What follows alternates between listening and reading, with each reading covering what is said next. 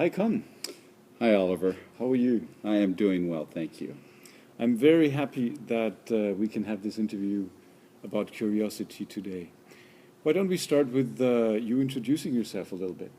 Well, my name's Conrad Gottfredson. I have a PhD in instructional psychology and technology for the last 30 years. Been applying that and working with organizations, helping them figure out how to be more effective and how they train their people and how they bring more effective performance to the workplace. Thank you. Now, I am curious what you are curious about. Well, I'm curious of many things. One of the reasons why I do the work that I do is it allows me an opportunity to enter many organizations and learn how they do their work. It's fascinating to me to become acquainted with organizations, the work they do, and how they go about it. But I'm most interested, most curious about how organizations learn, how they learn in a way that is effective and helpful for those organizations. So give me an organization that is challenged and trying to figure out how to be more effective in the work that they do. I'm really curious as to how I can help them or what they can do to be better at the work that they do. So I'm curious about how organizations learn. So maybe a next question could be, what is then curiosity for you? What is driving you? What is the essence of curiosity for you? No, that's a great question. Curiosity is a driving interest, if you will, an interest that is compelled from within to understand, to figure out, to have that moment of aha when you suddenly realize something or have learned something or gained an appreciation for something that you've never had before. So it's a driving force within that opens the door to our motivation, to our pursuit of learning, to our pursuit of becoming better. It is a compelling force. So we're also working on a couple of articles on the topic. Yeah. And can you talk a little more about the drivers that are important for you, that are behind curiosity? Obviously, it's a driver from within, but can we maybe pinpoint these drivers a little more? Well, in the world of learning, which is the world that I work in, I've learned that you can build remarkable solutions, learning solutions, solutions that can really make a difference to an organization in terms of their ability to be more effective. But if people won't come to it, if they won't open their minds and their hearts and their internal motivations to engage, you can build it, but they won't come. Mm-hmm. And so what has been very interesting to me the last few years is trying to understand the driving forces of engagement, of what gets people up and going and causes them to become involved in particularly the learning process that ultimately brings about more effective performance in the workplace. So my great benefit or blessing of becoming acquainted with you has been to become acquainted with the research around curiosity. I've been more driven by understanding what engagement is. As a matter of fact, we just finished several years of research in interviewing highly engaged people who have been highly engaged throughout their lives in how they learn and how they perform and how they do their work, that are driven and from within. And what we identified in those interviews with people who are lifelong, highly engaged people is that there are 6 drivers of personal engagement. What are those? Well, fundamentally, one of them, the first driver of engagement, has to do with a person's ability to have some level of control to shape their own destiny, to be in control of what they are learning, what they're doing, how they're going about. So shaping is very important. A second is connecting, and we've learned that people connect to their organizations in very different ways. Some people connect to their organization environmentally versus connecting in terms of the intellectual stimulus, or connecting in terms of their association and the sociality with people. And so there are different anchors, really, of that connection. And to the degree that people are connected in one or more of those anchors, they tend to be more connected to the organization. So shaping and connecting. The third driver is learning.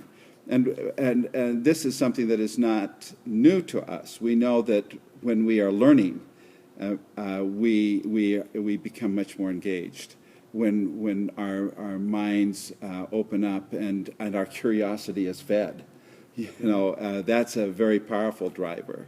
And then there's stretching, which has to do with pushing ourselves beyond our own, where we are in our own capacity, and anchoring ourselves in the outer limits of that capacity, and then holding there until it becomes the new normal for us. And that. So that stretching is also a very powerful driver.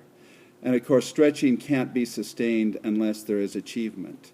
And so the fifth driver is about achieving. And we have different motivators for our achievement, we found in our interviews with people, that they are much more, so at different times in our lives we may be motivated by different things, recognition, money, other things. And the final, of course, is contribution. Okay.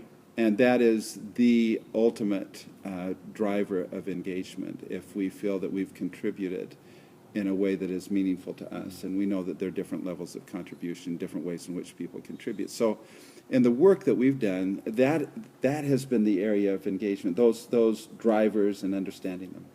So is there a place where you can read up on this or learn more about those engagement drivers? Well, I helped co-author a book on that. Tim Clark, the Engagement Mindset, is a book that Tim authored that I assisted him with, and so that's one area of where you could read up more about it, the engagement mindset. So you talked about that you're curious in a corporate environment and how you can help companies being curious. Is there other spaces where you are curious?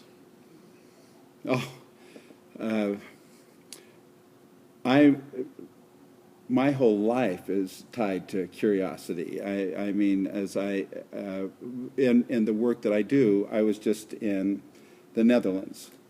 Everywhere I turn, I find something that is of interest to me, whether it's the world around me or the history, or I get up every day interested in and curious about people and places and things and lives, and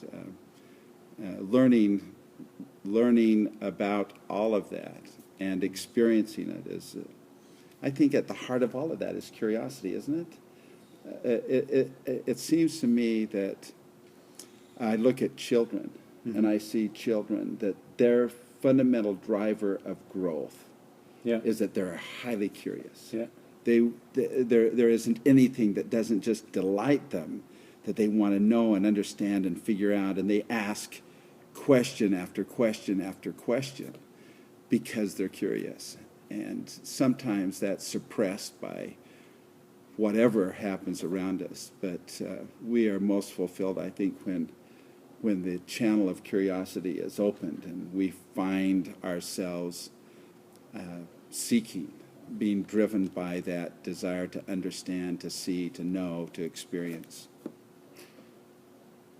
You told me earlier on that you have a rich family life, and and that you're often inspired by your children and your grandchildren.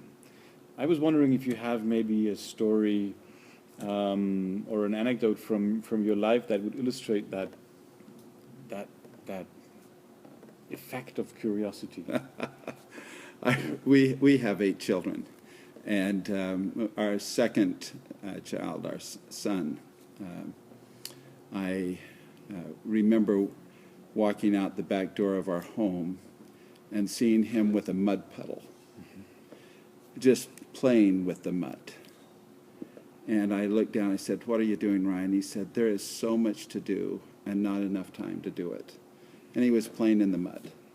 that was an interesting moment to me. He was so busy, so caught up in that mud puddle and all that he could do. Well, a few nights later, I drove into our it was a fairly new home, and I drove into our newly painted garage. Okay. And there were handprints of mud of all then we had 3 children, of our 3 children, up to the height that they could go, and then there were mud balls that were thrown in a pattern all the rest of the way through the entire garage. And this pattern, similar to what you see behind us here, it was in our newly painted garage. Okay. And Just our son, repainted again. yes, and our son Ryan opened the door and he said, "Dad, Mom has already disciplined us," and then closed the door. And I go, "Okay, all right, so it's done." And later that night I said, "So what did you do to discipline the children?" And of course Yvonne said, "For what?" And she had no idea what they'd done, but in their ingenious way, they knew that in their creative work that they had done, that they also were very creative about how they avoided any consequence of it. On another occasion, our children asked if they could build a fort. We had in our property a raised pig pen, but we had no pigs. And so I said, "Sure, you can go out and build what the kids called a fort." It was a place for them to play. And they were out, and I could hear pounding and other things, and I thought, this is good. They're being creative. Yeah. And pretty soon, one of them came in and said, "Come see our fort." So I went out, and it was quite amazing. I was very impressed. There were walls and a roof and a door, and there was this beautiful plank going up into the door of this fort. And I was very proud as a father at how our children on their own had built that. And I said, "That is a wonderful plank going up to where did you get that?" They said, "Off of the shed." And I turned, and we had a storage shed that they had completely dismantled. They'd torn all the wood, the door. That plank was the door to the shed, and they had just simply taken everything apart. I had no shed. But it was a very creative move on their part. When they asked to build a fort, I didn't think to put any parameters around where they would get the materials or what they would do. So they made do with what they had. Perhaps that's one of the great lessons. So unexpectedness is a part of that. That has been the story of every day of our lives with our children. Unexpected outcomes. Unbelievable. I would like to come back a little bit to the world of corporate. Okay. Slightly. So you are a thought leader, I think, in the space of performance support. And it's all about process support at the point of need or the different points of learning. And I was wondering if you maybe could talk a little bit about fundamental processes of learning, and then how might this link into the world of curiosity and creativity? Well, people learn in many different ways, right? Most people have formulated their own ways of going about learning. We think that we can create training courses and other kinds of things that really make a difference. And I do believe that there are methodologies and things that we can do that can be helpful. But ultimately, people employ their own way of going about learning, and we develop that over time. And yet there are key fundamental things that can help, that we can put in place, and part of it is creating the right environment, an environment that allows and I think initiates that the curiosity of people, right? And that's what really, as I think about this topic in the context of my work, that's why I think performance support is so powerful. Because frankly, what happens in classrooms, the return on that investment isn't very high for most organizations. They don't see that or recognize that because people are very good at covering it. That is, there isn't a lot of learning that goes on in formal learning in classes, in e-learning, in a classroom. You can have a great trainer who makes things very interesting, but ultimately what is ever gained in a learning event is forgotten quickly. Yeah. It's lost. But if you can develop what we call a performance support system that is in play when people are in their own environments, in their own place where they suddenly have a compelling moment in which they need to grow and develop and progress of their own volition, that there is that need in what they're doing, that is when they're most ready to learn. Okay. Yeah, that's when their mind is most open and when they will retain it the most. It's in the workflow and in the place and the context of work. And that's what performance support is about, is learning in that environment. So in a way, it's when in the moment, when they are curious, they're able to access the information to be able to learn, and because they can remember that context. We are cognitively wired in the way that we store geography essentially and context. Yeah.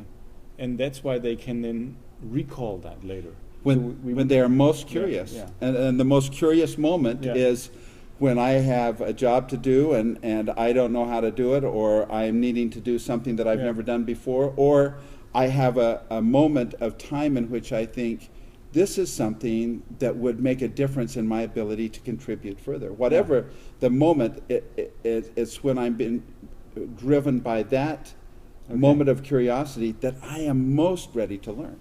Yeah. So mobile would be a mobile device or a pad or something that you can immediately use would be a perfect means to do that, right?